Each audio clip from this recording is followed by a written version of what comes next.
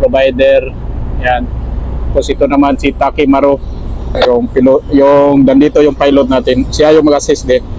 Nandito na yung pilot natin ngayon. Onboard na yung magaling naming piloto. Kami pala yung isa sa pinakamaliit na container vessel na bumabiyahe ng Manila. At compulsory din dito ang mag-assist. Ang dalawang malalaking tagbot at magaling naming piloto. Sir, good morning, sir.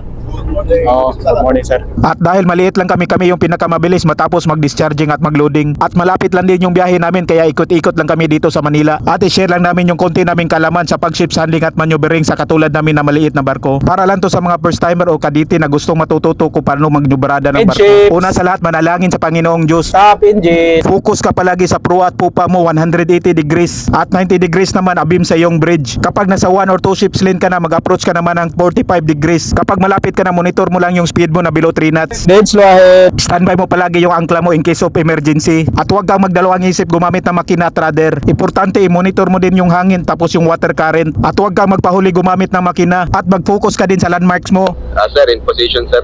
Okay, in position. Birat, spring mo, pro. At kapag gumalaw na yung barko, unahan mo agad ang paggamit ng makina para hindi ka mahuli kapag magsimula ng gumalaw yung barko. Kapag in position, nakika na lang ng astern para patay yung salida. At patula ka na lang paralel sa dalawang malaking tagbot. At ibigay mo agad yung lubid mo. First line, spring line, headline at stern line. Finish engine, finish the wheel. Hanggang makadikit yung barko sa pantalan. Sa sunod na video, i-share lang namin kung paano kami mag-docking at undocking maneuver. Sir, maraming salamat, sir. Ingat lagi, sir. God bless, sir. Bye-bye. Na walang mag-assist na tagbot at pilot gamit lang yung angkla. Thank you for watching. God bless.